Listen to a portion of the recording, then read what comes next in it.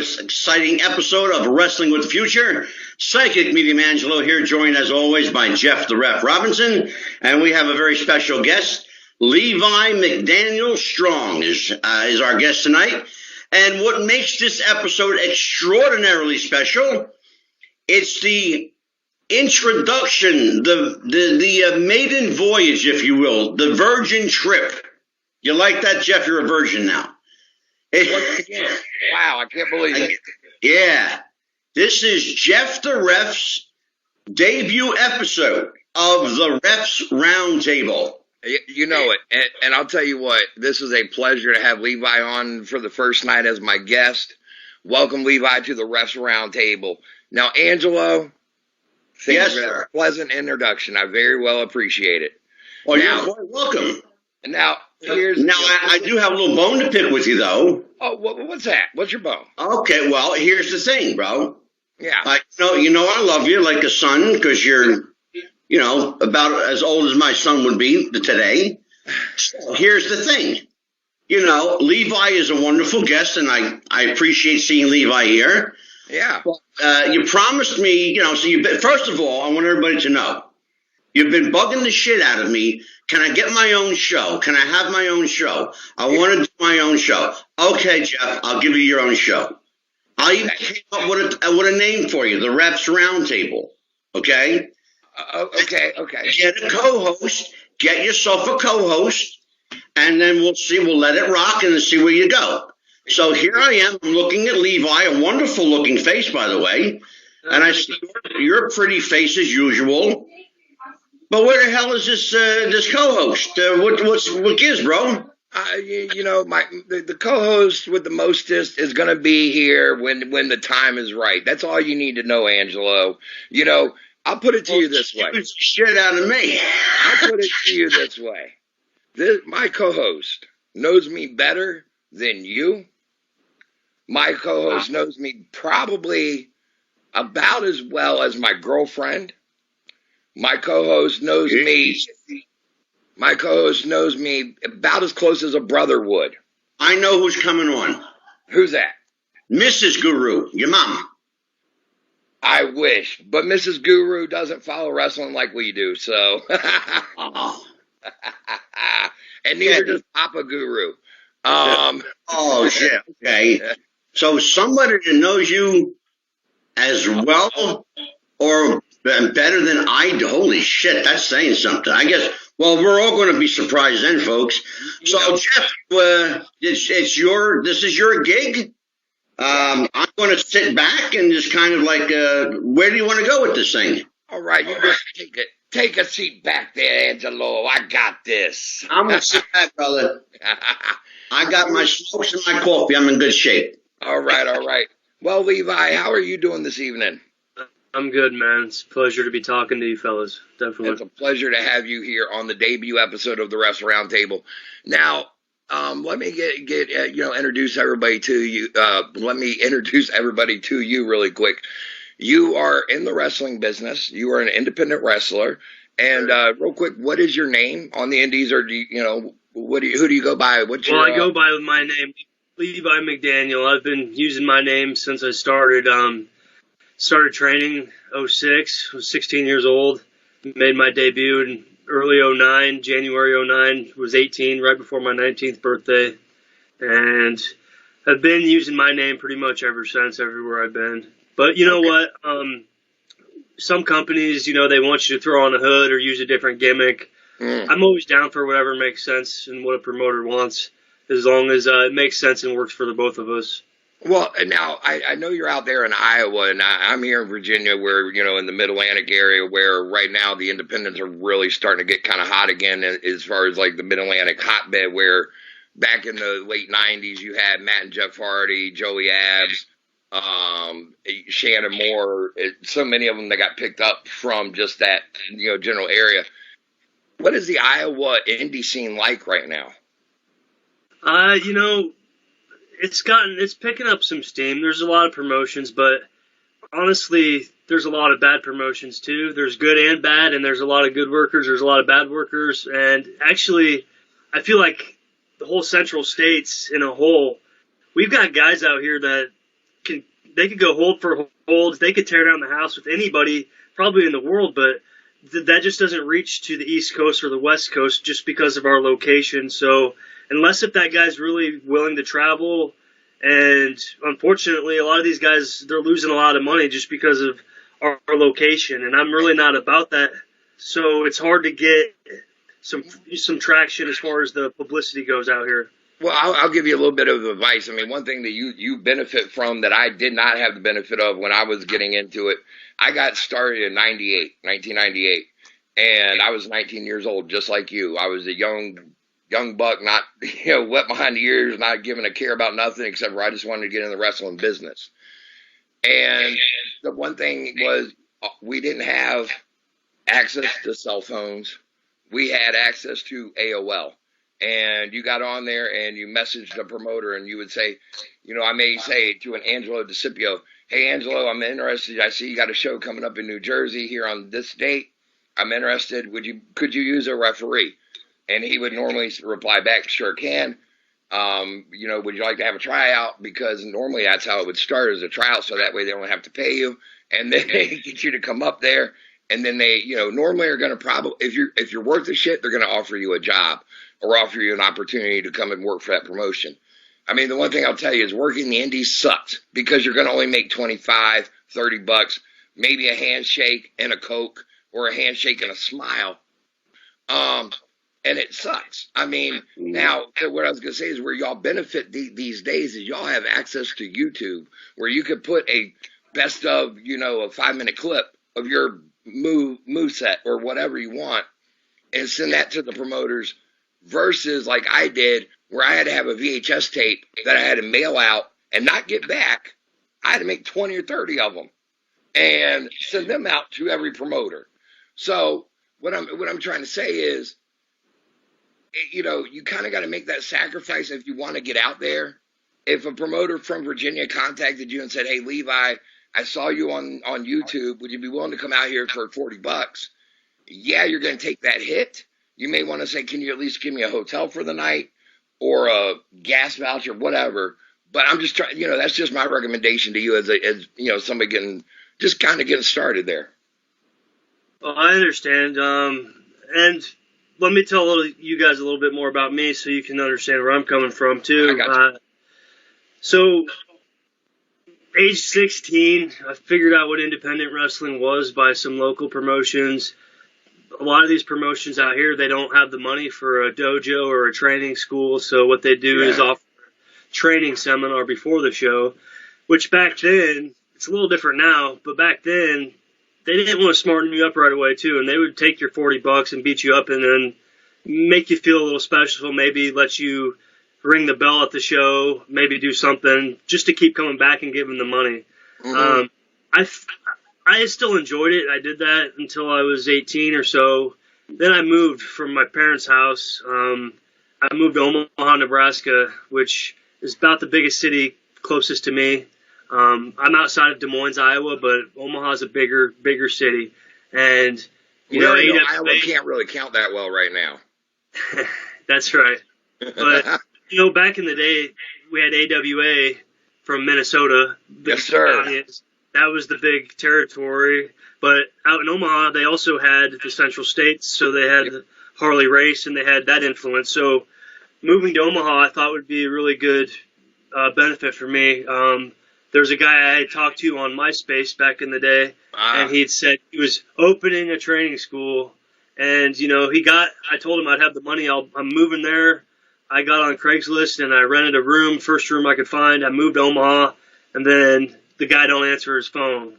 So there's no school. My hopes and dreams, I wasn't ready to let them die. So what I did was basically there was a few independents there. I started training with those guys, and a few of the workers, they were traveling quite a bit. The first guy that I want to give credit to for really training me, there's two guys actually. This was Mad Dog Vachon had a training, a gym out in Omaha. That's where he was from. So this was Mad Dog's academy. Mm-hmm. He wasn't the trainer. He was in a wheelchair from an accident, but he had his name to the place. But the two guys out there, their names is Brian Blade. The other one is Austin Storm. and they were doing the loops, man. So as a kid, they took me around. We went to Texas. We were wrestling in Colorado. Back then, it was like NWA top of Texas before NWA is again what it is now. But Right. we were making the loops, and at that age, something clicked in my head once the money. I started not being able to pay rent, and I was happy with the hot dog and handshake for that first year on the road and getting $20, Yeah. $30, whatever. Mhm. But I said to myself, this is not going to change unless if I do something to make myself better. That's true. So what I did was I went to an Air Force recruiter and I told him I want to be stationed in Japan. Can I get signed up right away? He said, I can get you one of the bases in Japan if you want to join the Air Force. So I signed up. I did my training, moved to Japan. I was there for 2 years.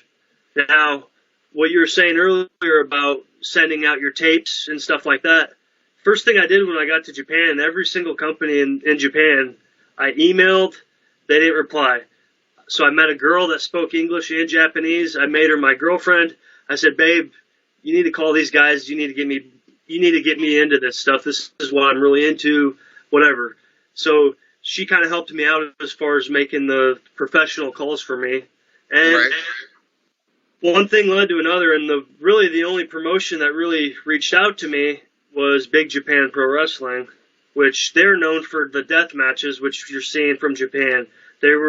Which was influenced from like FMW, IWA Japan, those old school 90s promotions. Big Oh, yeah, Japan sure. was Yeah. more of the modern day, the death match. It still is to this day. That's the bread and butter. So I go to the dojo there, and while serving in the Air Force, I'm training at the dojo there.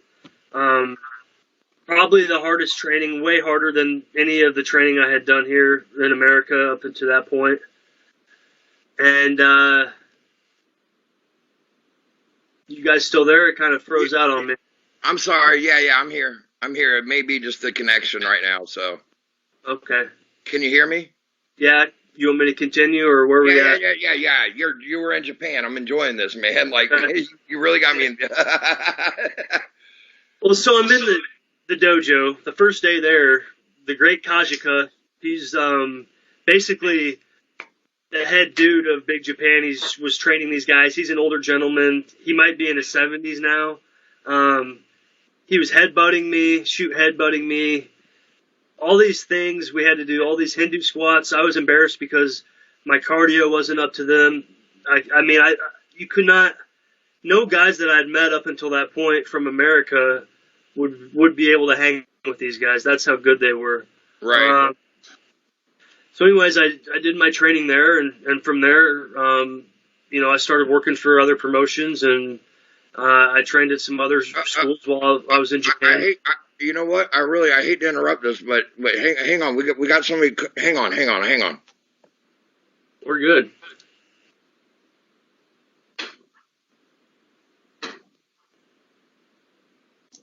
Well, Jeff disappeared.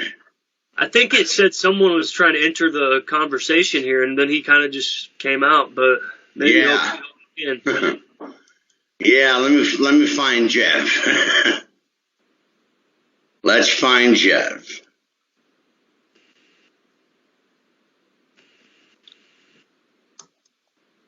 Where did he go? Maybe he just said, "Screw this. This guy's boring. I'm out of here tonight, buddy."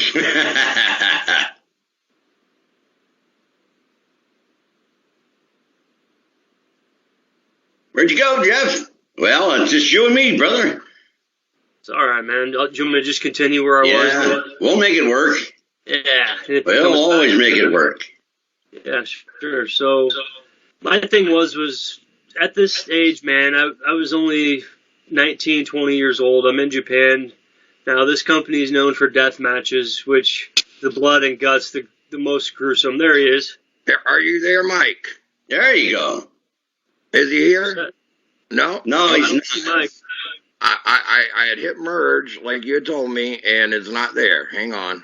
You know what? Have him Call you? have him chime into me. You got it. Hang on. Yeah, we'll get this is live, folks. So these things happen. Yeah, that's what happens. So yeah, so Japan was a big influence on you, and I assume on your style as well. Well, that's exactly right. And here's where always wanting to evolve. So I'm at Big Japan. They're the deathmatch company, and at that time, man, I'm 19 years old, 20 years old, fairly good-looking guy. I wasn't really, I wanted to do the hardcore wrestling, but I knew there's a time and place, and I knew that I could make more money if I would wait and do it later on. Not only that, I had some advice from some other workers who told me at my age, at that age, being, early 20s, 19, 20, 21 in Japan, doing the death matches over there wasn't in my best interest. And the reason was because if I started doing them, I'd probably be stuck only doing them. And I wanted to show what I could do as far as other wrestling goes at that point. You get labeled more or less and get pigeonholed as doing nothing but hardcore style. Exactly, which I had done a lot of later on in my career because of the money. But at that time and place, I knew it wasn't the right spot. So basically, Big Japan Wrestling, I didn't pay a dime to train there. And part of the trade-off was I think they were expecting me to do these kinds of matches and not pay me as an exchange for the training. And that's when my mind said, I don't really want to be here no more doing this. So I went freelance, which is basically independent. In Japan, they call it freelancer. I said, you know what? I don't want to be a Big Japan guy. I want to be a freelancer, which means I can go train where I want. I can work where I want. While I'm in Japan, I'm going to make the most of it and do as much stuff as I can. Yeah. So I decided to take that route. And from there, that's when I basically had my other DVD from me being a jobber when I first was training, my matches from the States. And I sent them out. Well, now there he is, ladies and gentlemen. There he is. Dan? But here he is, the one, the only, my co-host. Let me introduce the Refs Roundtable co-host, Mr. Mike Kelleher. Woo! Hey, Mike, how you doing, brother? Good, Angela. How are you? I'm terrific. I haven't seen you in a long time. I know. It's been like 3 weeks. Yeah, I know. Angelo, my show. That's sir. Setting the boundaries. Setting the boundaries. Let me introduce you really quick, Mike. We got Levi on tonight as a guest here. He was just going over his career with us, and he got started. And from all indications, he was in Nebraska and decided that he was really wanting to make. He got tired of the handshake and a hot dog deal, and he decided to join the United States Air Force so he could get stationed in Japan so that he could learn how to wrestle over there and get them to teach him. Of all ways to get over to Japan, bravo, my friend. Exactly. It's just simple, man. Like I said, when I started training at 16, had my first match at 18, I knew right away I wasn't good. I knew I needed training. I wanted the best training. And I said, how the hell do I get to Japan? And, I had some other friends in the military at the time. And when I talked to the recruiter about it and told him, this is where I want to go, this is what I want to do, he was super cool. And basically, they say military recruiters are liars, this and that. I had a great one. I mean, he set me up. So the whole time through basic training, dude, there's, the 8 weeks of bullshit, boot camp, everybody's hating life. I'm sitting there in my head thinking, this is all for wrestling. This, running, push-ups, sit-ups, this is going to get me where I want to go, and it's going to work out. So my dream came true at a very young age, early on in my career. Now, you were saying you did the deathmatch stuff. I'm looking at your forehead, and I know it may not be that clear here on camera, but it's messed up, man. I don't really see too many. Might be the light, but I can show you some pictures later, man. No. I've seen them on your Facebook page.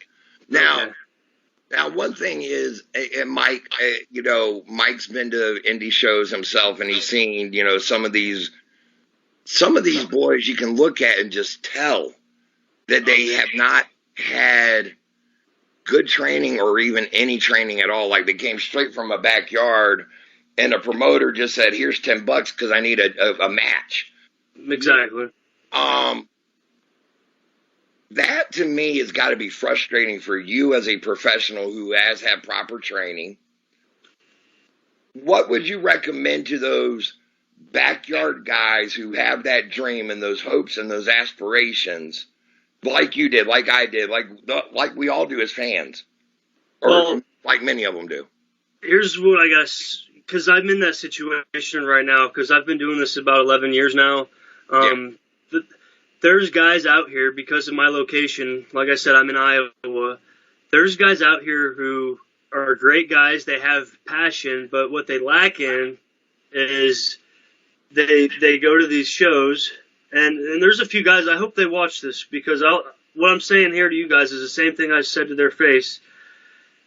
There are so many good workers that are willing to help and teach and train and give advice.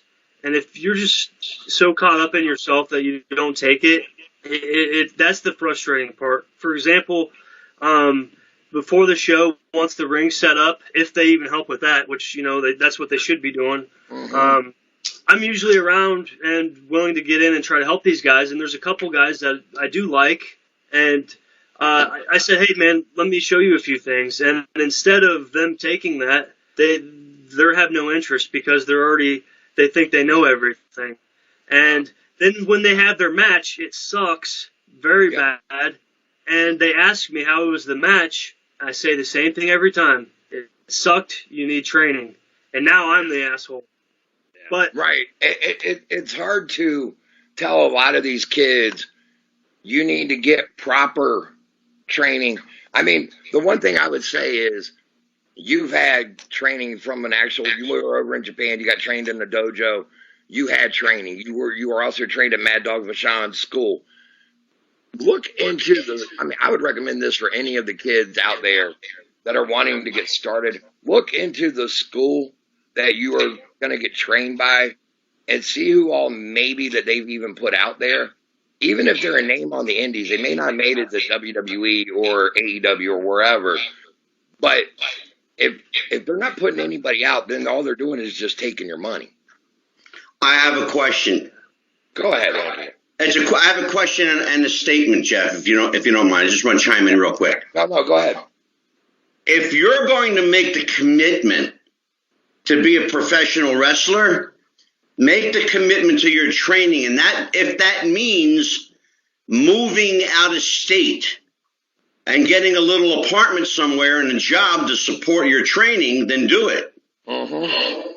We have, it's well known. Jeff knows, Levi, I'm 10 minutes from the Monster Factory.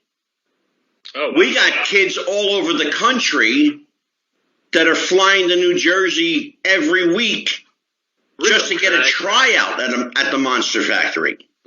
The Monster Factory is responsible for helping train a young Matt Riddle and get Matt Riddle started, and or at least getting him from UFC, let me break your neck, to wrestling, I ain't going to break your neck, but I'm a damn sure looking sense while I do it. I'm going to make it look like I could break your neck. There you go. So, Exactly. I mean, I got a quick question for you, Levi. What do you make about all these apron bumps that these kids are taking these days? I think there's a time and place for everything, man. I really do. But the main thing is what most of these guys have lost is trying to do something that'll actually register with the fans. For example, they want to do all the high spots and stuff that's like a shock value, like what will be a viral video, a cool move, rather than the crowd in front of them, telling a story, working a headlock. Yep. The old school wrestling. That is so come and gone. And go ahead. Well, with that, it's just, as a wrestler or as a professional, you can't fool anybody. Once you get in the ring and the match starts, if the guy across from you knows what he's doing or not. Usually right off the bat. As they say, you can tell by the lockup. I mean, just. Well, yeah. I was going to say, case in point of what you're talking about going viral is you look at the video that went, wrestling viral this week, and that was a kid in the mall. It looked like it was a mall, in my opinion, who did the high body block from the second floor. What? Why would you do that in front of? Yeah. Dude, why would you do this in front of 100 people? Tell me. Well, here's my opinion on this. I seen the video. I mean, just as like if I wasn't in the wrestling and I just seen that video, that would be something you'd see like on Ridiculousness or one of those YouTube like holy shit videos. I thought holy shit, like anybody else. But I've never heard of that guy. I mean, I've never seen the kid. And what it really shows is this: there's guys out there who train hard, can work hard, who can actually wrestle, and they're putting in the hard time and work, and they're not going to get that exposure. And a guy can just jump off a building, and now he thinks he's famous, but it's famous for the wrong reasons, really. It's nothing based off his wrestling ability. What do you think about it, Mike? Real quick, what's your take on that one, Mike? Well, on that one, I mean, number one, I haven't seen the video. I really do want to see it just to be caught up. But like the thing I was going to ask Levi was, when you go to these shows and you're getting your match lined up, beforehand, you may not have even ever met the person before most of the time, right? And then so you're basically, I guess, putting your trust in the promoter who's putting the card together to give you somebody who can work with you, right? Right.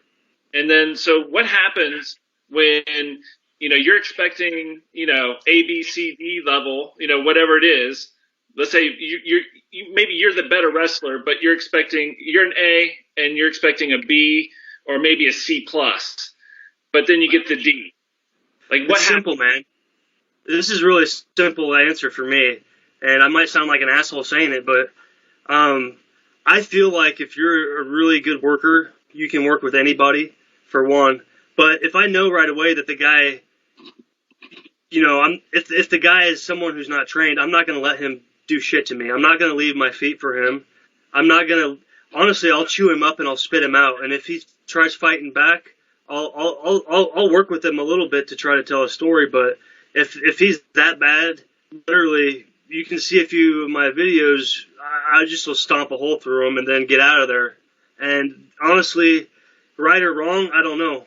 I could probably have a better match if I was willing to work with some of these guys a little bit. But in reality, it's like, I'm not going to go out there and really, I don't respect people like that. So I'm not going to let them, fuck me up and throw me around, whatever they want to do, if I don't even respect them as a person because they're not even taking the time to go through training.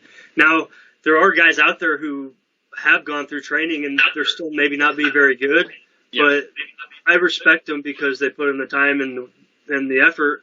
And those guys, I'll be willing to do whatever I can to make the match, make them look as good as I can. A lot of times I work as a heel, so as a heel, I could just stomp them into the dirt, and then I can just tell them, something very simple, like, just let them take over with a quick move or something, where I missed something, and let them get their little spot in that they want to do because there's a respect there. But if that respect ain't there, man, at this point, no, I'll chew him up and spit him out. And if the promoter doesn't want to book me for it, then I really don't care.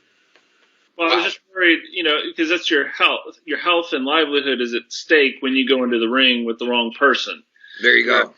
So that's so true. I mean, I don't think a lot of people think about that is the dance that takes place between the two wrestlers. Is you're literally trusting your life with that other wrestler, that they're not going to drop you on your head, and you got to hope that you got to hope and pray that they've had proper training. I mean, what Levi's talking about is even, it's even worse when it's a name that the promoter's brought in, and the promoter wants to put him in there with, Mr. Greenhorn Jones, who's my champion, to try to put my champion over, and the champion's only had 2 years of experience of 5 matches, and you're putting him in there with the name. I mean, geez. So what were you going to say there, Levi? I saw you getting ready to pipe in. About the name thing, I don't know if you guys are real familiar with him, but Rock and Roll Buck Zumhofe from AWA back in the day he's in prison now for things we don't need to talk about. But yeah, before that, he ran a very carny promotion. Yeah, all that shit, about being a scumbag. He was convicted for inappropriate. I don't know if it was rape or what for his own daughter, shit like that. But a bunch of bad shit. Yeah, shit people can look it up. But scumbag in that sense, to me, he treated me with respect and was the nicest guy, but people are different behind closed doors. Amen. That said, he ran a promotion, and it was a very carny promotion, basically midget wrestling, and he would do midgets, he'd have some women, and himself as a name, and then it was like me as a normal guy, and there was usually some couple other guys, and they were fun shows because it was like very small towns in the Midwest, Iowa, Nebraska, Wisconsin, Minnesota, South Dakota, North Dakota. So a lot of shows. This is how he was making his living off of. But I learned a lot off those shows because we're working a different crowd every night. Yep. And it's small towns where these people, they're not the smart wrestling fans. You don't have to go out and kill yourself. And just like me, when I first started wrestling with him, I just gotten back from Japan, so my style was like I'm gonna kill you, almost like a mixed martial arts style. Mm-hmm. But now I'm doing it old school. And the first time I wrestled him, I was nervous. I was like not shooting on him, but like he was 62 years old at this point. Oh my god! And he's an entertainer, right? Was great at his gimmick, but I'm like was in like early young healthy age of a real wrestler, right? And I go to do like a single leg takedown, an amateur move, and I go to crank on his leg as a work, but he says, "Jesus Christ, boy, I don't bend that way no more." And he says it so loud the whole crowd can hear it. I'm thinking he's fucking pissed at me, and he was pissed. The match was the shits, and his finisher was like a Vader bomb type of gimmick, and. Right. For some reason, I fucking moved. I just rolled out of the way because I thought it would be funny and it would make the match better. I wasn't ready to go home, and that pissed him off. So I'm like, this guy's never going to book me again. And he did, though. And the funny thing is, though, man, is that match sucked so bad. And when we had our rematch about a year later, it was one of the greatest matches I'd ever had. Because he had the trust in me at that point. And I knew how to work his style, and I knew how to listen and relax. So that's the point I'm trying to get at is a lot of these young guys, they don't have that experience from hitting these towns, so they don't know how to relax. They don't know how to listen. They don't know how to just go with the flow. And they don't know how to work different types of guys like the old That's what I was kind of getting at the beginning of our conversation when I was talking about putting, back in my day, it was putting your tapes out there, but giving your YouTube link and taking the bookings in those towns. You may not know that promoter, but go ahead and just take it just because it's going to give you that experience and give you that work and give you that chance to get, different people under your belt. I mean, you may get in the ring with, not you, but a younger wrestler may get in there with somebody who's been in the business for 10 years that can actually teach them a thing or two, or you never know what you're going to learn. You're always learning. If you're not learning, then you need to get the heck out of the business. So, I mean, that's just, and the only way to get better is to have multiple matches and more to get more and more experience. Yeah, more matches with more people in front of different crowds. I mean, there you go. Now, I'm going to go ahead. Levi, I'm going to go ahead and keep you here, but I'm going to go ahead and just take on some of our big news subjects of the week. How about that? Awesome. All right. Now, go ahead, real quick. Mike, by the way, congratulations on your show, Mike, that you've had 3 episodes, or is it 4? 4. 4? Okay. And very, very, very well done, by the way. Great show. Yeah. Legacy List with Matt Paxton. I'm going to ask Angelo, do you have any quick questions for Mike? I do. Mike, real quick, what do you think of wrestlers going into business for themselves? Is there ever a time and place that a wrestler needs to go into business for himself in a match? Yeah, I mean, I'm sure there is. Like, give me an example. Like, I think I know. Okay, going into business for yourself is more or less you decide, hey, I'm not going to do it this way. We're going to go this way. I don't want to take. I'm not getting pinned tonight. You are. Oh, okay. Yeah, flipping the script. Flipping the script. Shooting. Oh, yeah, for sure. I mean, I heard. Oh, geez, there was somebody I just heard a story about. The match was a few years ago, but they flipped it in the ring, and it made a huge story arc change and put that person over. It was one of the ladies in WWE. I think it was Becky Lynch. It could have been. Was it the Becky Ronda thing, Jeff? Huh? Jeff, was it the Becky Ronda thing? No, it was the Becky Lynch. It was when Becky was trying to get up with Ronda, and then Becky got glommed in the face by Nia Jax, which led to her getting her nose busted, which, I mean, everything kind of took a turn at that point. I mean, that's really what gave Becky her kickoff into WrestleMania and, Ronda and all that, because had Becky had I remember that. Because had it been, Becky was supposed to have just faced Ronda in a, Raw versus SmackDown women champion versus women champion. Yeah. And that would have been it. And they were already, work shooting on each other on Twitter to where the fans were starting to really get behind it. Yeah. And all of a sudden, Becky gets glommed to the face, broken nose, and concussed. Yeah. That led to her. I got news for you, brother. I've been in the business 48 years, and I bought into it. You ain't the only one. I mean, so the one thing I was going to say, this week we're talking about women. The Rock's daughter just got signed to the NXT PC. I want to get your take on that one. Actually, I'll go with all three of you. But what is your take real quick there, Levi? I mean, how would you like to be fourth generation? Your dad Here's the deal, man. Larger than life. That's exactly right, man. We're talking about The Rock here. We're not talking about, some mid-carder that was a good wrestler. We're talking about the freaking Rock. So, can she wrestle? Can she not? That'll be determined. I don't know anything about her, to be honest, but it's The Rock's daughter. She's from the family, not just The Rock, but the family that comes from. She's in the right place with some great trainers, so she's in the best spot. So as a father, he's got to be proud to know that she's there and she's going to be getting set up right for success. Will she pan out or not? Well, there's been other wrestlers who have had kids who have, and there's been some that haven't. So time will tell with that one. That's my view on that. Go ahead, Mike. Oh, well, when he was saying is she going to be great or not? I mean, it doesn't matter. Like The Rock says, what's your name? It doesn't matter. I look at this and I think it's pretty freaking amazing that she's going to give this a go. And no matter what, the thing I thought about first when I heard this, The Rock is going to come back and he's going to do some spots on TV for this. And exactly, Levi.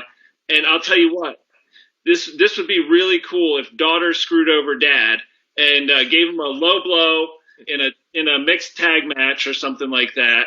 And, I mean, Mikey's already writing storylines. I like it. I love it, Mike. I love it. I mean, it writes itself, really. Now, Angelo, what's your take on it, brother? I think WWE needs to hire Mike Geller. That's what I think. No, I'll tell you what, seriously, I don't see how she can fail, but I will tell you the enormous pressure on that young lady has got to be like a weight that no one else wants to bear. I made the joke that she better have a script of volume on standby when she gets started. Well, think about it, Jeff. She comes from the think about the families, the three families that she's related to. I mean, the Maivias, the Yanawais, and the Johnsons. And how can she fail? Like Levi said, her trainers down there are going to be good. I mean, she's already surrounded by family. You got the Usos, you got Naomi who can help her out. You got you got Nia, you got Tamina who is family by blood. You know, she's surrounded by everybody that she needs. And honestly, if I were her, I would get a hold of Charlotte Flair and say, can I go on the road with you for 3 months for you to tell me what it's like to have that famous dad and teach me, train me, or teach me how to not fall under that pressure. Good call. That said too, man, it's like you said, the common people, the non-wrestling fans, people who don't pay attention to this shit, they know who The Rock is. They know who The Rock Johnson is. If I told my cousin who doesn't watch it, I said, hey, did you know The Rock's daughter is on WWE now? Oh, no. Well, yeah, check it out. Okay, well, people are going to check it out. Yeah. Because The Rock is one of those guys that, I mean, one of the best of all time. So, it's a big deal. Yeah. I mean, when I read that, I was just like, holy shit. I mean, like, I thought it was huge. Now, here's something. Jeff, I have a question for you, Jeff, real quick. Go ahead. Since you are the guru here, and then maybe you know what? All three of you, if you want, you can chime in on this. Does being The Rock's daughter help her or hinder her? Are there people on the card, on the roster, even at the NXT level, Jeff, that may resent her? Oh, yeah. For who her daughter is. There's no doubt in my mind that she is going to come under the same scrutiny that Charlotte Flair has, as far as you're only getting because of who your dad is. You're only here because of who your dad is. You're only getting the push because of who your dad is. You only got the title because of who your dad is. I think that is going to be the pressure that she comes under, and that she's got to rise above. If she can rise above that pressure and look at them and basically go, I'm my own person. I'm not The Rock. I am Simone Johnson. She's gonna be golden. I mean, you look at Charlotte. Once Charlotte came into her own when she got on the main roster, it took her about a year. But once she did, holy shit. I mean, that girl like really just trailblazed. What do you think, Levi? Do you think it's going to be hard on her to be The Rock's daughter? Do you think she's going to have that pressure? You know, I'm not real familiar with the system down there, so I think that, like, as far as like the trainers, the staff, the people behind the scenes, they're going to be open arms, loving to her. So now the other wrestlers, especially women, we know how women can be. Oh yeah. You know, I feel like they're going to, you know, they might, if they don't like her, they might be jealous. It might be simple-minded jealousies they might have towards her. There's going to be pressure on her, no doubt, 100%. And the fans are going to put a lot of pressure on her too. Like Angela was saying, you know, people are going to want to, the people who don't get it, they're going to expect her to, like, in a week from now, be the champion, and they're going to expect her to be this or that. The people who don't get it, the smart people will understand. They're going to be looking at her to have her dad's charisma, and that man's charisma was once in a lifetime, I think, as far as on the wrestling level. I don't think it can be matched. Mike, what do you think? How big do you think the pressure is going to be on her? I think it's good, but you know what? She's been living with one of the biggest celebrities on the planet her whole life. Very true. So this isn't anything new. I think that's true. I think if anything, it's going to help her. And I think, she is going to get, like, you know, they're going to treat her with kid gloves down at the training center, the performance center. That's fine. And, you know, Levi, I want to take one exception with what you said about, jealousy. It doesn't matter, men or women. If you're a wrestler and you see somebody else getting a push, you're going to be jealous. I mean, I think it happens naturally. Jealousy is not confined to one group or another, but I think she is going to have to deal with some of that. And I honestly think she is going to. I mean, I've seen her dad do the movies, the interviews, everything. Some of his career, I'm sure. And so I think she's going to kill it. I think if she wants to do this, and she really is going to do this for herself, for the right reasons, because this is the career she wants to have, sky's the limit. But that's the main thing. Yeah, if she wants to do this so she can get into movies, I don't know. We'll find out. I mean, yeah. Now here's a I don't know if any of y'all watched the XFL over the weekend. I did. I mean, now I don't know if I personally enjoyed it. The NFL Network is talking about it. They enjoyed it. They're putting it over.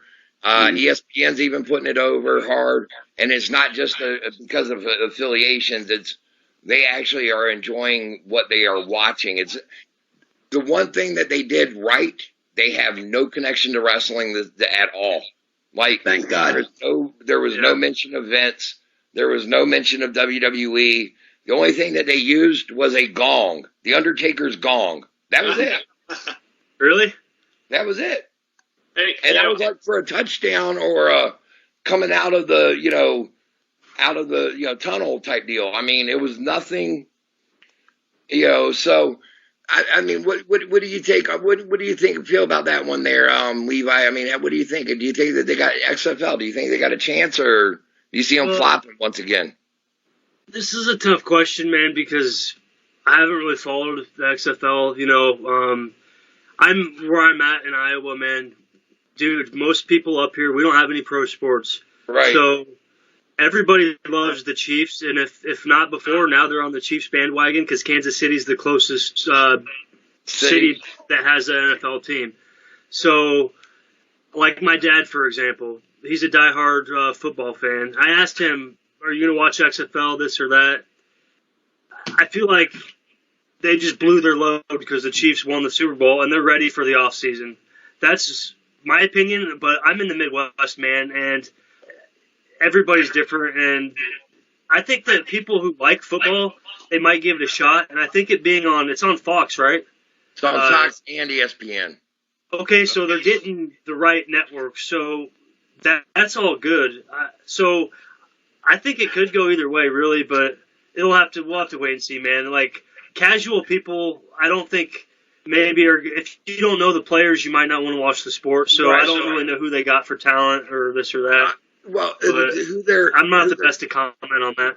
Well, who they're using are a lot of some former NFL players who actually did have playing time, or college football guys who didn't get picked up, or even players who may have had a few years who got injured.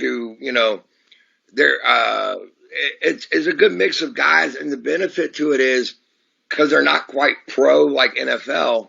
They're going to make their mistakes, and it's fun to watch. It's a mix between like college and pro, in my opinion. Now, Mike, did you watch any of it, and what's your take? I saw the highlights of the inaugural game, which was Washington and Seattle, like DC and Seattle. Yep. It looked okay. I'm not a football fan. I'll just be upfront. But the thing I think they did, which was pretty smart, was they're not competing against the NFL. They're not competing against college football. Yep. This fills in that gap for those guys that and guys and girls that are just football diehard. They're soccer diehards. They don't care who they're watching. They just want to play the game. And so football, same way. I think this fills in some of that silly season period, or the gap between the end of the Super Bowl and spring training. Yep. What about you, Angelo? Well, I think it was a brilliant move of the XFL to begin their season at the end of the regular season. Yep. Yeah. Because, as Mike pointed out, they literally have no competition. Mm-hmm. And I think that's going to benefit not only the league, but it's going to help, in my opinion, for whatever that's worth, I think it's going to help establish new football stars. Yep. I think that if Vince's dream is realized, the NFL is going to use the XFL as kind of a farm league.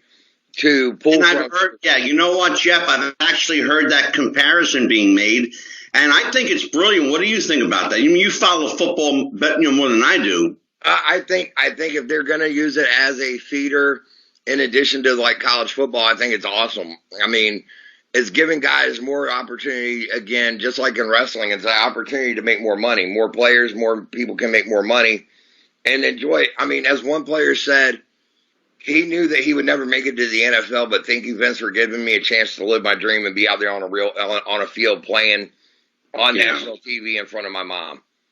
Sure. You know, that I thought that was, you could not state that any better, you know? So, yeah. Yeah, go ahead, Mike. Do you think you'll see college players leaving college to go to the XFL? Good question. I could for the right amount of money. Yeah. What's the money? I don't know what these guys are making. I had no clue. I mean, a full ride, you got your ride to school versus, they're not paying but so much for these guys. No, but I could see if they wanted to get that one player, I could see them coughing up a few million a year. I'd say stay in school.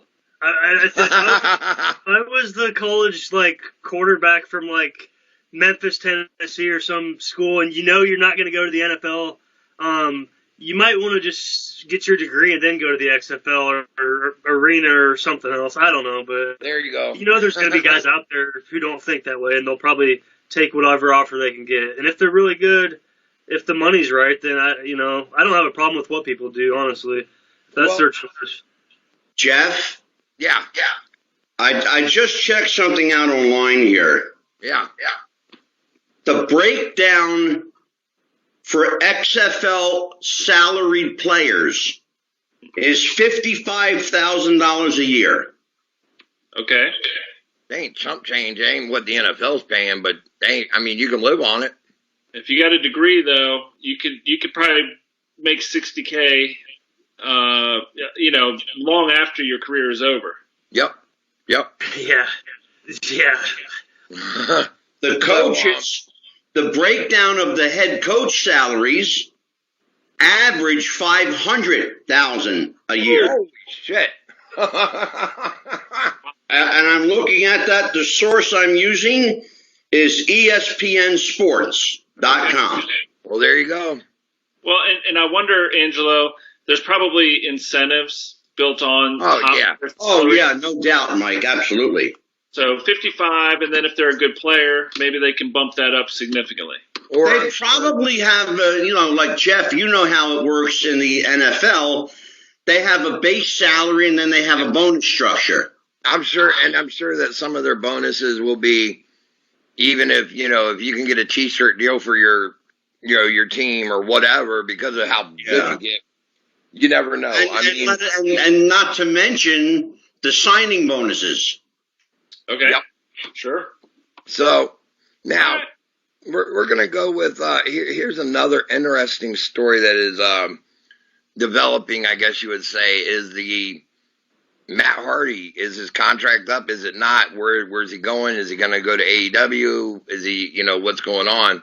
Last night, Paul Heyman, being the genius that he is as far as being a booker and a writer, he has Matt Hardy come out during Randy Orton's segment talking about Edge because of the history between Edge and Matt. And Matt even made the comment of, me and Edge, we got a very big history, and the crowd even started chanting, lead up, which was kind of funny. But, what do you think there? Do you guys see him going? Do you see him staying? Do you see him going to AEW? What do you think there, Levi? We all know that Matt is a worker, and he loves to work the internet. Well, yeah, that's what you just said is key, because I'd read something online today about this where he said and I don't know, you might have to confirm it. It's just what I read. Something about him tweeting out goodbye or something like that, which was teasing at maybe leaving WWE. Then apparently there's an AEW gimmick where they have the mask or something, and the Dark World Order. And apparently they said your goodbye is our hello is what they tweeted. So there was a tease that he could be. However, he could be working it. and he's friends with everybody in both promotions. Oh, so sure. Who knows? Real quick on what you're even talking about. The thing is right now when you have both promotions and you got workers that are friends with everybody in both promotions, Twitter's the one thing that neither company has control of on these guys. And they can go out there and they can and they know how to work the internet to get that buzz going for their buddy. And lastly, before Mike chimes in here, I want to say, what's really left in WWE for Matt Hardy? Do they have? I mean, with the talent they've got and the young guys, nothing. Where do they have it? Where do they have him in the fold? Maybe these are things he's thinking about that could sway his decision on jumping over. Maybe not. I don't know. Personally, I actually think that they may be getting ready to dump him off of TV for a couple months and bring him back with Bray. Yeah, I don't know. Because that's an interesting take. They've been having him, like during his YouTube video promos, he's been like on a phone and he goes, "Is he there with you?" and things like that. Like, because the Fiend is like Bray's. Yeah. He'll say he's here and anyway. So, What about you, Mike? What do you think about Matt Hardy? Do you think he's going to stay, go, should he, whatever? Dude, I'll tell you what, man. I need to see him retire. No, I mean, like the guy, he can, like, you watch how he walks and runs and takes and stuff. Like, he's shot. I want him to be happy long after he steps out of the ring and healthy. And I think he's already beyond that point to a certain degree. But I love the delete, and that whole era of Matt Hardy was great. I just have a really hard time cheering for him and, all the fans wanting him to come back when he's just hurting himself more and more and just putting more miles on his body that he shouldn't. So I hope he doesn't go anywhere. I hope he goes home, just makes videos and has fun, and maybe even manager. How about a manager? Or even a behind the scenes agent like Shane. No, you're saying no, Mike, no agent. No, I'm cool with anything that doesn't have him taking bumps and getting hurt in the ring. Because all he wants to see him do is a ladder match or something stupid. Exactly. And he's so far beyond that. And so I just, for his sake and his family's sake, I want him to exit now. Well, good take there, Mike. Now, to quote Tom Cruise and Jerry Maguire, show me the money. Hey, yeah, that's what it's all about right there. That's what it's going to come down to. If they offer him, Jeff, and I'd like your opinion on this, since it's your show. Shut up, Mike. It is. This is Jeff. He fell off his chair. Look at the whole idea. I think Mike is absolutely right. Matt's body is broken down. It is. But I think if they show him enough money, he could easily be persuaded to either work as an agent, a producer, in some kind of office capacity. He's got the structure for it. He's got the head for it. I think that he would be great to actually come off from being a wrestler and be part of the. I mean, if anything, I would use him just to help write storylines. I mean, the man's got a fucking mind for it. I mean, he's proven that with the delete, the whole Broken Matt character got over in Impact Wrestling when nobody was paying attention to Impact. I mean, he made people actually watch. So, true. That Impact was great for Matt Hardy at that point in his career because it was a place where he could go away and pretty much be his creative self and develop something, and then come back and cash in on it. I mean, but now you can't do that. I mean, I don't want to say he can't do something like that again, but AEW, if he goes, man, all I see is like a one-off thing. Maybe like they try to build a dream match and that's it. But I can't, like Mike's saying, he's not going to be a key player for a promotion where he's going to be getting his body killed in these matches every week. at I this If point. anybody is thinking of using him as a key player, they are building a house on a terrible foundation. Yeah. Unless Jeff comes back and which No. if Jeff, hang on, Mike, if Jeff comes back and Jeff wants out of his contract too, and then they go over to AEW and you get the dream matches of them and the Young Bucks and them and the Lucha brothers, and then whatever, you give everybody those one-offs and then they're done, maybe. But I don't think it would be a good idea either. I really don't. I mean, Matt is just not You know over. what, Jeff, you just, and I hope that God, somebody was listening to that, because if that scenario works out, that's the perfect out for both of those guys. Yeah, I mean, It really is. you kind of give them a dream match tour and then adios, mi amigos. And then fade off into the sunset. Get behind the curtain. Now, okay, I'm gonna go with something here. The next one I want to get your take on, and me and Levi did talk about it briefly, but I'm gonna go ahead and mention it to you, Mike, too. What is your take on Shayna Baszler now looking like she's on the main roster, getting ready to feud with Becky Lynch, gonna lead into Mania, and it looked like she took a chunk of her neck out. I mean, she comes up bloody mouth, and you're talking about a Fed that has been anti-blood for the last 10 years. And now all of a sudden we're going to be biting people's, chunks of their flesh. I mean, whether or not the blood was real or not doesn't matter to me.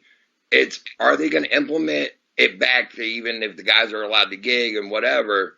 What do you think? Do you think it's pushing it? I mean, like really quick, pushing that gas pedal, or what do you think there, Levi? I think, dude, there's a time and place for everything. I do like blood, like the old school when it's done right, but Yeah. for me, like with this thing with the chicks, I feel like the fans seen it and they laughed, and it wasn't like it wasn't Wahoo McDaniel and Ric Flair just. Yeah. It was just like she comes up and like, what the fuck, like is she bite her? I don't know. You know what? I have a question for you, Ref. Yeah. Why is that? Levi brought up a really, really good point just now. What? They take the blood much more seriously with the guys than they do with the women. Why is that? And why do they laugh? It's almost like a comedy bit. I think the fans laughed at it this time because of the way that the gifs that came out and the memes that came out with Baszler with that mouth of blood looking like a vampiress or whatever you want to call her. Well, and that's why I asked you before we went on the air. I said, what's the deal with the vampire gimmick? Yeah, because I thought they were going there. I didn't know what was. I think that's the fans going there, and they are assuming that's where Paul Heyman's going. But if you know Paul Heyman, that isn't where he's going. He just did that for shock and all of. You don't see a female ever do that. You could see a man doing that to another man. You don't see a female doing that to another female. And Right. And not to mention, you did have Becky Lynch. They get in on her. They had the cameras to where they were, mic'd up to where they could hear her. And she's going, that bitch bit me. That bitch bit me. That bitch bit me over and over again to reiterate how bad it was, And she's sitting there thriving around and holding her neck. And now, to WWE and Becky Lynch's credit, today, she's out doing press coverage with her neck bandaged up to keep the gimmick real. You know what? And Mike, you chime in right after me, Mikey. Yeah. I think they did it well, Jeff, and here's why I say that. For the first time, they did not infuse a sexual element to it. Yep. You know what I mean? Yeah, go ahead, Mike. Well, here's my take. I saw this, and I didn't see all of Raw last night, but I did see this, and that was insane. Okay, but part of me was like, number one, why is it on the back of her neck? Like, I can understand to a point why it was on the back of the neck, but this is going to be like your neck to a wrestler. How many holds and how many moves disrupt or manipulate your neck? Everything. So if a true chunk was, munched off of her neck, she's probably, we're talking about skin grafts, we're talking about stitches, we're talking about all kinds of things in real life, not in wrestling life. But I'm just saying, so she's got a bandage now, but how long is she going to have to sell this before she can come back and be, like she can't come back next week and somebody accidentally rips off the bandage and, they see that it's all just a work. I think that they'll be careful to make sure that whenever they do it, they're going to make it to where if they rip it off, that there's something there to where it looks. Like it's one thing if you pretend to break somebody's hand or arm and you put a cast on it. No, you're right. No, you're right. It'll be interesting to see how they take it, and where they go with it here in the next, where this storyline takes us down that rabbit hole, as I like to say. Where are we going to go with it? I mean, I think it's going to be. Thing. The female Mike Tyson thing is it's a weird angle. I'm curious to see where it goes. Yeah. Mike Tyson. I like how you put that, Mike. That's a good one. Now, what is Mike? Do you have any news stories that you saw this week that you would like to? Oh, yeah. Absolutely. So, one of the big ones that I saw. I mean, it wasn't like big for everybody because it wasn't dealing with any wrestler in particular, but Amazon is supposedly trying to get the streaming rights to WWE programming.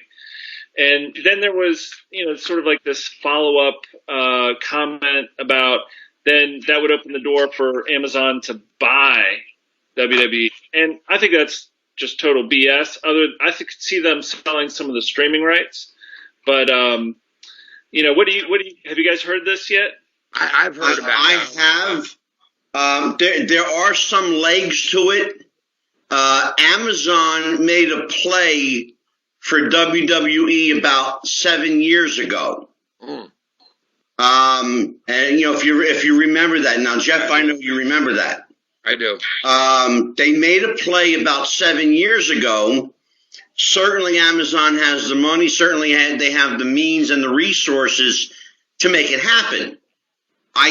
In my opinion, and Jeff, I mean, this is your call on this, but in my opinion, I don't think that WWE needs to sell that badly to anybody right now. I think they're still in good financial shape. What's the status of the company now? Oh, they're fine. They're fine financially. I mean, they did take a hit this last quarter. Everybody knows about it. That's why we had 2 presidents that got fired within a matter of a day. But hey, you know what? Fire me for a $15 million severance package. Fire me for a $12 million severance package. Fire me all day long. I will get fired. I will stand in line, tell you to kick me in the ass on my way out the door for $15 or $12 million. I'm sorry. Fire me. I'm already fired. So, I mean, does Vince make them come in and go, "You're fired"? I can actually see him doing that. I think he says, "Kiss my ass, kiss my ass." Watch it, it's gonna do tricks. Hey, here it goes. Now, you know what? You're fired. That was good. You're fired. You did really well. You did that really well. And then all of a sudden, the ghost of Dusty goes, "Listen here, baby, y'all got nothing to worry about. All you got to do is call my boy Cody up, and he will give you a job over there at AEW. Starving in living color, if you will." Now you understand what I'm talking about. Now you see, we're going here, we're going there, we're going everywhere, but they're going to be on the edge of a lightning bolt. Levi, I want you to know something, Levi. Jeff did that Dusty impression for Baby Doll to her face. And I popped the shit out of it. And that's huge. By the way, she's coming back on the show. Levi, let me tell you, Levi, you're over there in the state of Iowa, If you ever decide that you want to come over here to Virginia, there's a promotion called Vanguard Championship Wrestling. Yeah, that would love to see you. Bring your violence. All right, man. So, go ahead. The thing I thought about with that whole article was, okay, they get some of the streaming rights. That helps WWE reach more people because people have Amazon Prime and they get the video and all that stuff. A couple of things popped into my head. Number one, I never expect to see WWE being sold. And that's because You think about, this is Vince's baby from his dad. This is, all right, and then you take Vince out, then you've got Stephanie and Shane, and then, oh, by the way, Triple H. Like, those guys, they will never sell this thing. It's never going to happen. It will never be sold. I said that before. Yeah. I mean, the day that they sell will be the day that Vince McMahon gets put 6 feet into the ground, and then even then he's going to come back fighting to keep the company around. Get an urn, raise him up. I don't see. I mean, Amazon may get streaming rights. They may even get WrestleMania this year. I could see Amazon Prime making a bid for that. I really could. Yeah. I mean, that you think about this. You put WrestleMania on Amazon Prime and you charge everybody $69.99. Holy shit! Now you're making money. Yeah, go ahead. Yeah, what do you think, Levi? Well, it used to be $9.99. Now it's $10.99 for WWE Network. So that's a whole other side of the argument. You know, I think too. Okay, we asked ourselves why would WWE even want to sell, but the big question is why would Amazon really want to buy the WWE? Other than this, I get what Mike's saying. That's really the proprietary value in the streaming is really the only thing about them that they could see where they're going to make a profit. Otherwise, I mean, Amazon's probably that's a huge company. If you had that money and you're like behind that and you wanted to invest your money, I would think there'd be something else you'd want to invest in rather than WWE. Unless if there's streaming, buying the whole company and not knowing anything about wrestling and trying to they have how many shows each week, making that all run smooth. I don't see that happening. Yeah, go ahead. What were you going to say there, Ange? Okay. There's only 2 reasons why Amazon would buy WWE. The streaming rights, and even if they knew nothing about wrestling, there's one thing WWE has that Amazon would benefit from greatly: the video library. Mm-hmm. Yeah. Mm-hmm. I was going to say that too, the content. Yeah. Content. That's it. But I mean, here's my question to Mike and Levi. I already know your answer, Angela. You ain't even got to chime in on this one because I already know what you'd say. But us as wrestling fans who have probably, I don't know if you still watch it, Levi, like the WrestleMania. WrestleMania is a staple for me. It always has been, always will be. Would you be willing to sink $70 to an Amazon Prime if all of a sudden that's where it was? Me, no. You see fans doing it. No, because, you can almost watch stuff for free anywhere if you really want to. I don't think that's the way to go in this day and age, but maybe that's their play. Maybe there's another play, like buying so much of the shares to where they're the main owner, but they let these McMahons and Triple H's still run the company, but they're making more money off of it. Something like that, maybe.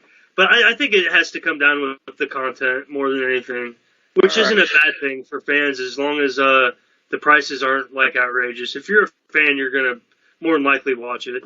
I mean, proof positive, fans will pay anything for wrestling fans. Depending on how high your fandom goes, you're willing to pay for anything. And I mean, even if it's going to a wrestling show and you're willing to plunk down $500 by the end of the day because you got autographs and pictures and everything that you got to do, I mean, to some fans it's worth it. Other ones are going, what the hell? Why would you spend $500 to go meet a bunch of guys that, to me, if I have $500 to spend, it would be worth it. To Angelo, who has $500, who's looking at it going, you could do a lot more with $500 than going to a wrestling. Yeah, well, Jeff, I mean, think about something. They'll spend $500 buying a replica belt. There you go. That's my point. I mean, like. Wait, are you talking about the indie workers? The indie workers or the fans here? Well, I think indie workers are fans. With the belts is what I'm getting. Exactly. I got you on that one. Mike, is there any other news stories that you saw out there this week?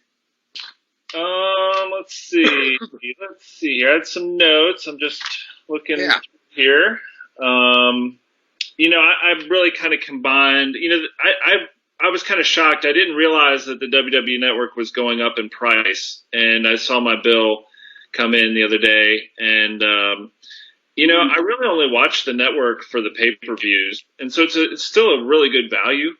But you know, they're struggling, I think, on the network and trying to figure out whether it's going to be something that lasts for another year or two, or something that's going to be around for a lot longer. And I started doing some digging today on what caused the price change, and it looks like they're going to change up some of the content and some of the shows and everything.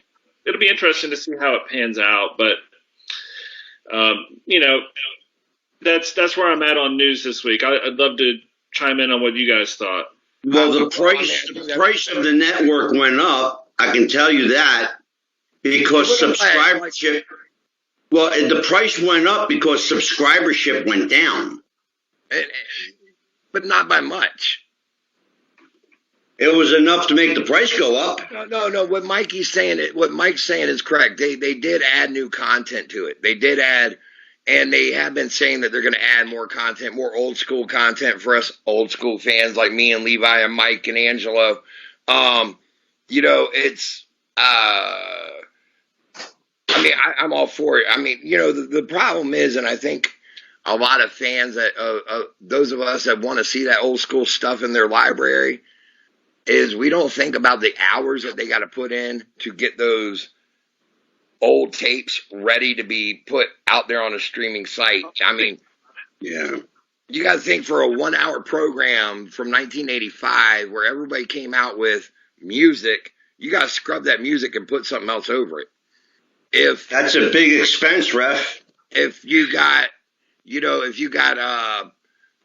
them, you know, somebody maybe saying a comment, you got to make sure that certain comments don't get across. You know, there's all kinds of crap now that they got to be careful of, that they didn't, maybe even when they first started the network, that they didn't need to worry about. But I mean, even if they're still over 2 million and something subscribers. That's what they're at. That's what they've always maintained. 2 million? It's like a little over 2 million, or it was. Maybe I'm wrong. That's what I'll find out right now. They're bringing in, you know, about 2.2 million. I mean, excuse me, 20.1 or $20.2 million every month. Wow. Which you look at it and you're like, okay, what can that get me? Right. But I will say this, like, the streaming has gotten a lot better from when they started. So, yes. You know, they did make a lot of improvements there. Go ahead, Angelo. 1.1 million subscribers. Ooh. Wow. According to Forbes. And when was that listed, Angelo?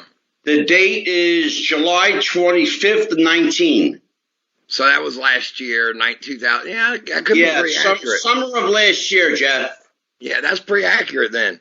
It says down 8.4%. Wow. Okay, here was a big one that came, or something that came out, and I just read it, actually, a news story too. They've announced WrestleMania is going to be in LA next year, Hollywood as they're calling it. And Roman Reigns has teased a match with The Rock. What do you think, Levi? What do you think, Mike? Go ahead, Levi. Well, I mean, like Hollywood, I mean, why not, I guess. They can make a theme out of it. It's a good, someone like me from the Midwest, I'm personally not going to go, but it would be a fun vacation who's never been to Hollywood to go check out all that while you see wrestling. Yeah, I think a place like Vegas or Hollywood or anywhere where people who are from states like me would like to go check out. I mean, that's a win. I mean, well, what do you think about Roman Reigns and The Rock as a possibility for a match? Oh, I mean, I don't know, man. I'm not gonna say I don't know. I'm not writing it. They know better than me on that. So The Rock, you're solid if you got The Rock. Yeah. Go ahead, Mike. After his daughter deals the low blow and turns on him and goes to WrestleMania to face Roman Reigns, you know, I'll tell you what. And then Hollywood Hulk Hogan is going to come out and bash everybody with a chair. There we go. That's what's going to happen. I mean, I'm writing this for you guys. Hollywood, baby. They really need to hire you. I love it, Mike. Now, I'm going to go ahead and say we're going to wrap up the news for this week. That is our news segment for the Rush Roundtable. And we have had the pleasure of having Angela, Mike, and Levi, and me, myself, Jeff the Ref, and our takes on some of the hot news subjects from this past week that we've had coming out. Now, Mike. Yes. I don't know how many, this is a brand new show, and if people, there were quite a few actually listeners that listened to our show where you were on, me and Angelo's Wrestling with the Future podcast. Yes.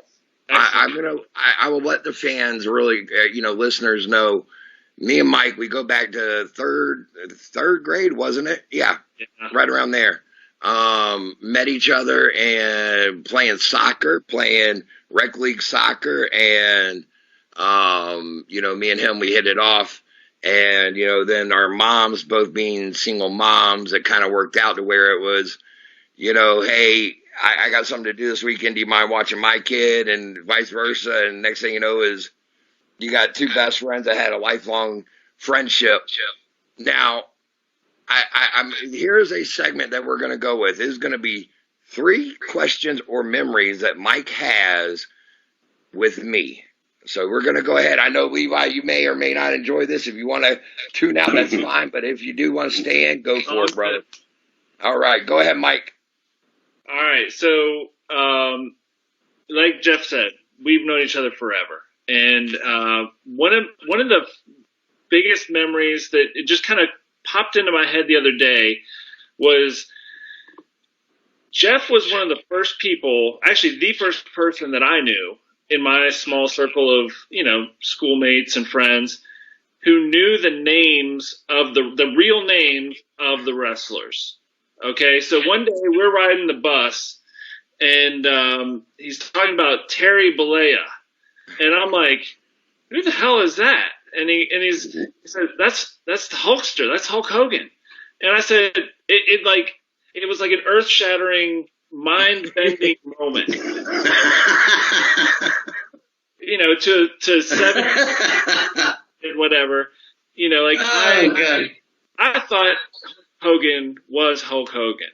And so, you think about before the internet and before, a lot of the conveniences that fans have today, Jeff somehow found this information out. And then, so this first one, I want to talk about, how did you find stuff out? Was it in the magazines or where was it? Some of it was in not the PWIs, not the Pro Wrestling Illustrateds, or not the After mags as they are so now called, but it would come from some of the old, the Wrestling Main Event or Wrestling Eye, where they would put Hulk Hogan, and then in parentheses they would put Terry Bollea or Terry Bulba. They used to call him Terry Bulba for some reason, or various other names. So that was one way that I knew.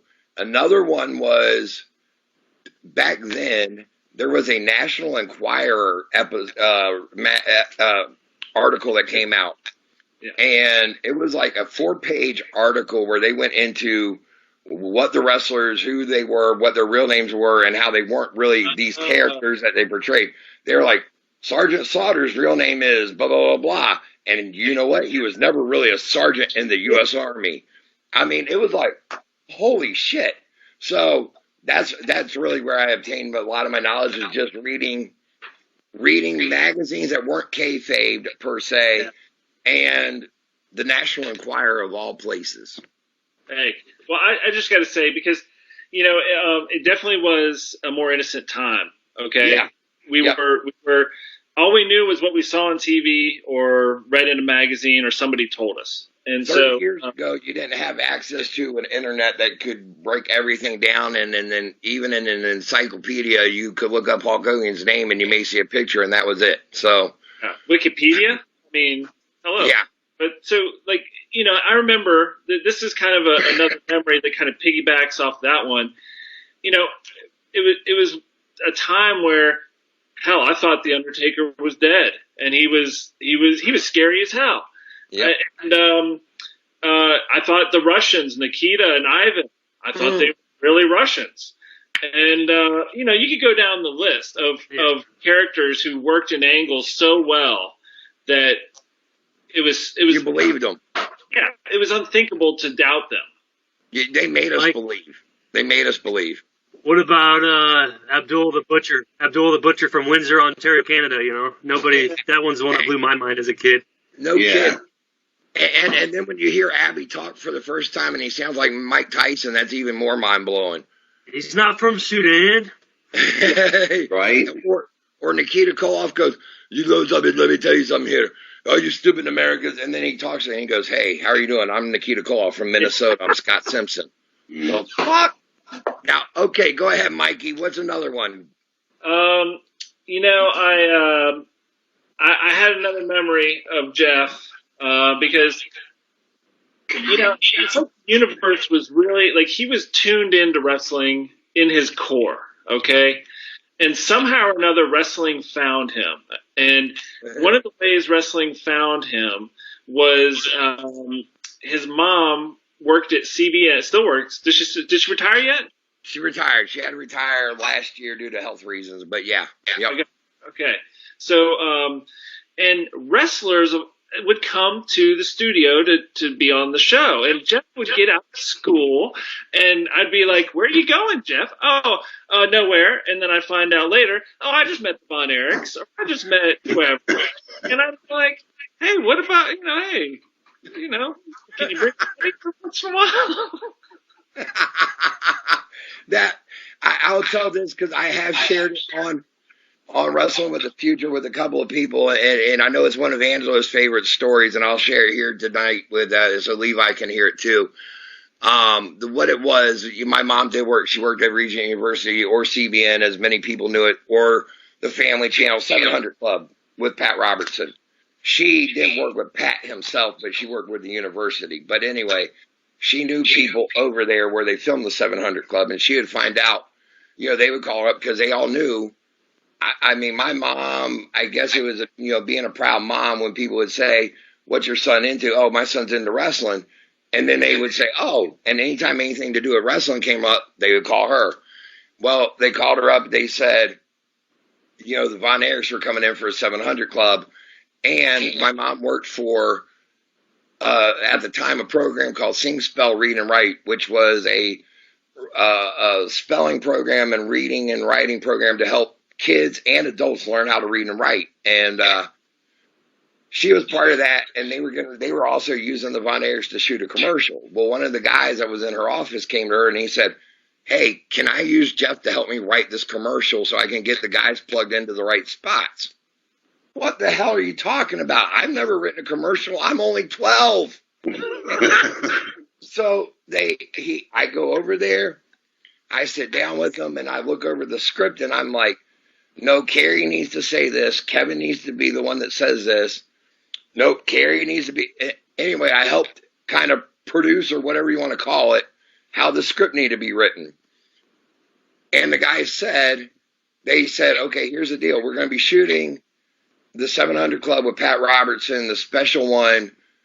You know, we're going to be doing one during the daytime with no guests in the audience other than you and your son. Y'all are it, other than the crew that are there. Oh, by the way, your son has to be quiet." 12 years old, and you're telling me I'm getting ready to meet wrestlers who I've never met a day in my life. I see these guys every day on ESPN, and I'm getting ready to meet them, and I got to be quiet? No. Take me to the green room ahead of time so that I don't totally lose my stuff. And then they bring me back out. We sit down. They come out. I about squeal like a little schoolgirl. And my mom's going, Jeff, calm it down. Calm down. Anyway, they shoot the show, shoot the commercial. They come over. They introduce themselves to me. They treat me like I'm family. Fritz says, "Hey, do you want to get some pictures with me and all the family?" "Sure, climb up in my lap, kid." I got to sit in Fritz von Erich's lap at the age of 12 and get a picture with him and Doris and Chris and Kevin and Carrie. You can't beat it. I mean, 12 years old, I had chills, and I still do, butterflies, going up and down.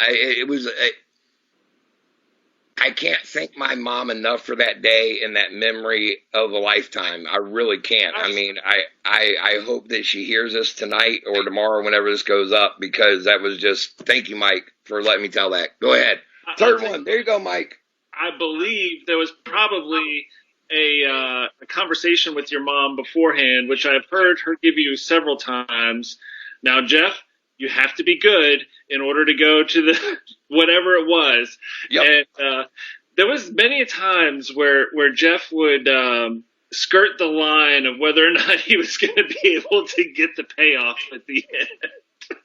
I was a natural heel. Yes, he was.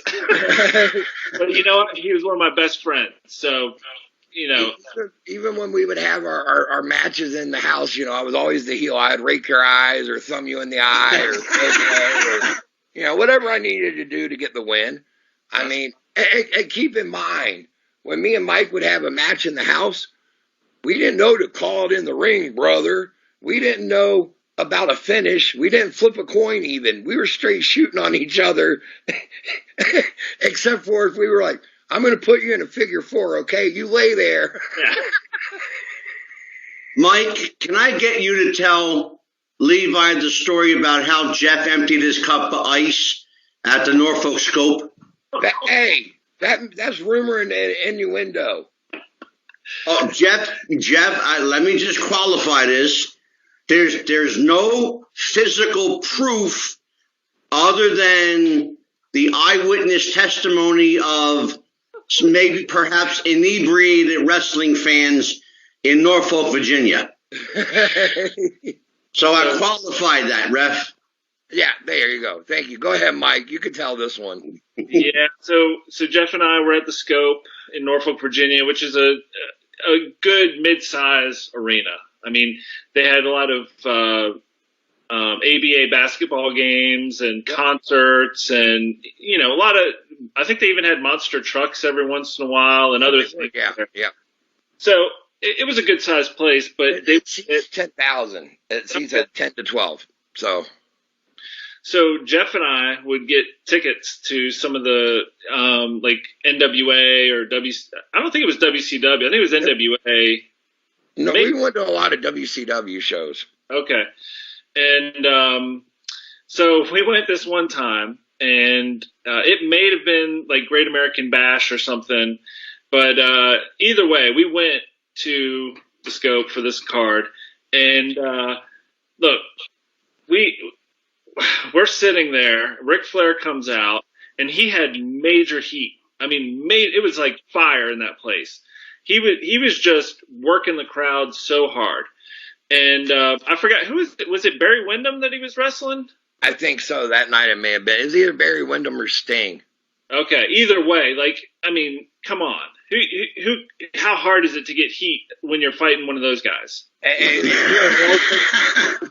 here in Norfolk, to get heat for Ric Flair was actually really good. I mean, for him to get heat in Norfolk was saying something. So go ahead, Mike. Yeah, that's his backyard, essentially. I mean, yeah.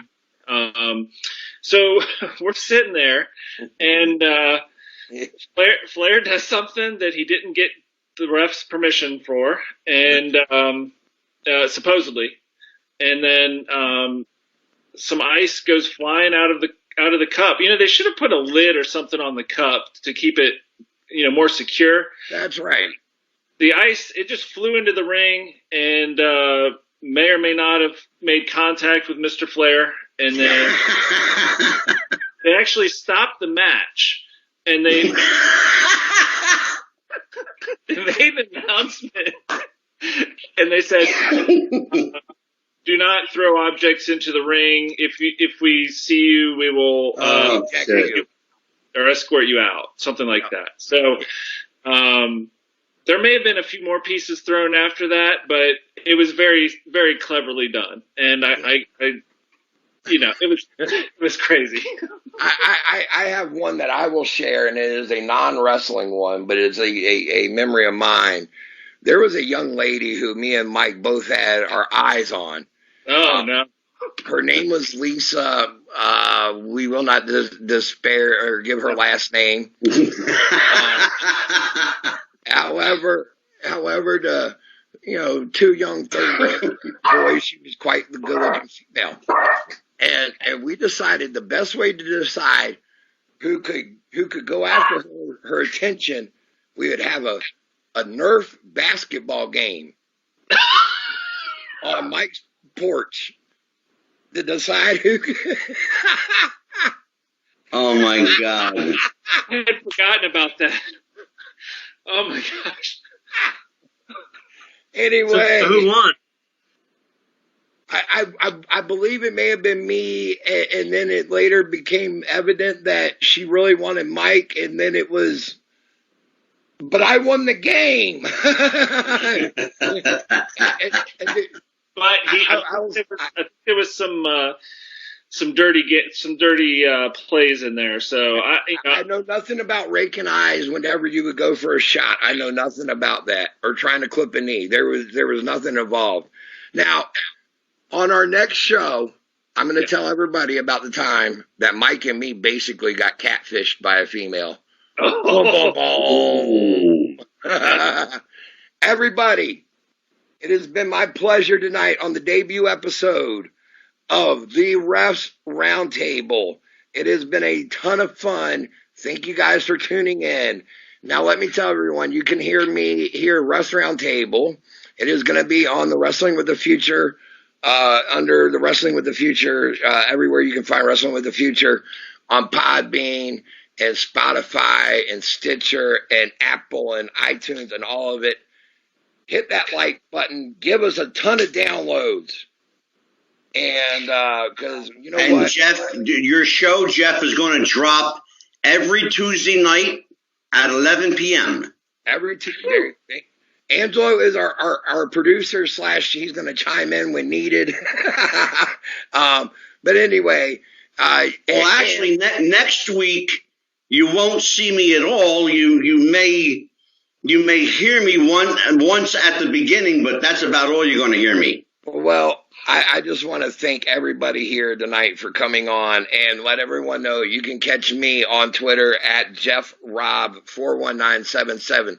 And real quick, for those of you fans who thought that I was done with Wrestling with the Future, who thought I was done being Angelo's co-host on Wrestling with the Future, you can kiss my ass, because I ain't going nowhere, because the Refs Roundtable's here, and I'm still with Angelo on Wrestling with the Future. Now, absolutely. Now let me thank everybody for joining me. Levi, thank you so much for coming on tonight. It has been a pleasure to have you on the debut episode. Thank you, brother.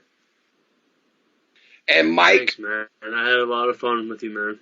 I appreciate it, man. I would love to have you come on again, because you got a lot of good takes on where the business is today and where it needs to go, basically. So I think that me and you could do another deep dive on that one, ourselves on that. Mike, thank you so much for joining me as my co-host tonight. I really appreciate it. It's going to be a lot of fun as we go down this road together. I'm looking forward to it. And Mike, plug your show, Mike. Yeah, I was getting ready to say, Mike, go ahead, give your okay. show. You can catch me on a TV show on PBS called Legacy List with Matt Paxton. Check your local listings. There's 6 episodes. It's airing all over the country. So if you can't find it, come look us up on Facebook or Instagram. But I really appreciate the opportunity to be here with you guys tonight. You guys are awesome. And Levi, I want to talk to you some more, because maybe you did it before I got on or whatever, but like we kind of glossed over the whole 18-year-old going to Japan. Yeah, man. I think we were touching on it, man. But yeah man, we can talk, man. Whatever. You can catch up on the next episode if you want, Mike. Yeah. I was geeking out on that, and I can't wait to hear more. So look forward to catching up with you. Because real quick,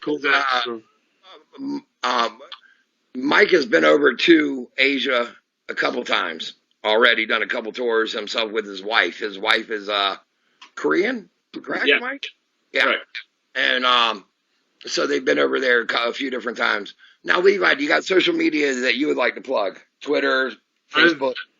Well, I've got a personal website. It's levimcdaniel.com. And if you go on there, pretty much, if you're a fan watching this, you might not have ever heard of me. I mean, I get it, especially if you're not from the Central States. So if you're interested in me, check it out there, levimcdaniel.com.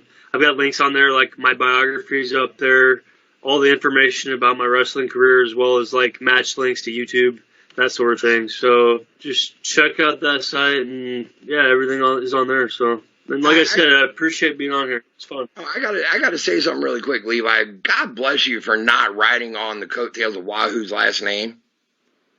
Well, you know what, man? There's like a long line where I'm connected to him, the family, actually, but I don't. Wow. I never wanted to claim it in wrestling, so I want to be my own person. My grandfather is actually like the second or third cousin of the family. So my family's from down in southern Kansas. He was from part of Oklahoma, but I've never met the dude. I don't know anybody of the family, so like I grew up, my grandpa would say that he was like his cousin, but even him was not like super close. So I wanted to be my own guy, and I even thought about changing my name, but I don't have the appearance, man. I don't look native, so there's no real. I wouldn't want to do that type of gimmick, anyways. So, but yeah, I love Wahoo, man. Wahoo's cool, man. Brutal, old school wrestler. That's what I like. I actually did I got shot by Wahoo one good time, and I thought I shot fire out of my butt. So anyway, everyone. My name is Jeff the Ref, and this has been the Refs Roundtable. Thank you guys so much for joining us. We'll see you next week. All right. Bye, everyone. Well done, Jeff. Good job. Good job. Let everybody know it's going to be a busy week with Wrestling with the Future. We got a couple of real heavy weeks coming up. Yes, sir. This week, we've got, we got NWA referee Fred Richards, along with Jeff the Ref, and Jim Robbins, referee from the Midwest territory. And I got a funny story to tell Mr. Fred that night. Oh, yeah, he's going to love that one. Next week, former WWE WWF star, former American Gladiator Rico Constantino will be with us. On Wednesday of next week, it's Ladies' Night. Princess Victoria, Velvet McIntyre, KC Carlisle, and maybe a surprise from a Glow Girl. Whoa. Maybe a surprise from a Glow Girl.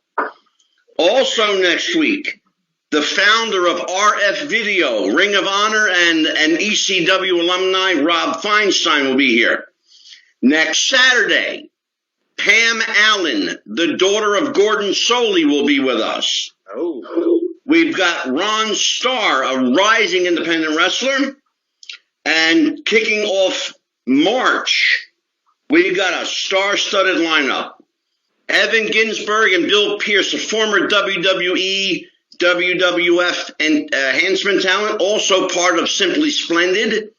Great tag team. We've got, who else do we have here? It's going to be a busy week. Gee whiz. Cowboy Johnny Mantell on March the 12th. We've got Barbara Goodish on the 24th, Bruiser Brody's wife. That's going to be a good one. That'll be good. JJ McGuire will be with us on March the 26th, and he will be joined by Conway Twitty's daughter, Kathy Twitty, very dear friend of mine. On March the 31st, promoter Tom Jerin will be with us. On April the 2nd, independent wrestling legend Amy Lee will be here. On April the 7th, Sal Corrente, the author of Bruno Sammartino, the autobiography of wrestling's living legend, will be joined by J.J. Dillon on the show. He will also be joined by Davey O'Hannon. A great, great show planned. And a surprise even to Jeff the Ref. In April, we've got former WWE star, former WWE icon, former WWE legend. I ain't telling you yet. I love it. I love it. You'll have to wait till next week, and then I'll reveal his name. Angela, But let me just say for the record, and I want everybody to hear, because I'm going to say it in front of everybody, I am so proud of you, Ref. You made Papa proud. I feel like a proud daddy right now. Thank you, brother. You've done real good, and I tried to stay out of it as much as I could. You know, I'm Italian, so I can't help it sometimes. But next week, you may hear my voice, but you won't see me. I'm going to block my camera out so you can't see, so you won't be distracted by my good looks. He didn't want me flying, but so solo tonight. He gave me a little net. Yeah. Well, you know, what do you think, Mikey? He did a really good job. excellent job. And I do want to say, Angelo, if you're if you're not going to be on video next week, I'm going to miss seeing the Valentine themed mirror behind you. Can you at least just post a picture of that? Yeah, look at that. There we go. My wife did that. It's beautiful. You almost did at Christmas time. It looks beautiful. How about it, Jeff, at Christmas? Hey, Christmas was awesome. He had a Christmas tree behind him. I mean, he stays themed. You know what? Filming from my mom's basement, as some people have accused me. We won't mention any names. They can get the big FU. Anyway, this is Jeff the Ref, formerly known as J.R. Jackson. You've been listening to the Refs Roundtable. You have Angelo. You got Mike Keller. You got Levi the Wrestler over here. Thank you, everyone, for joining us. Goodbye, everyone. Good night. Good night, everybody. Bye-bye.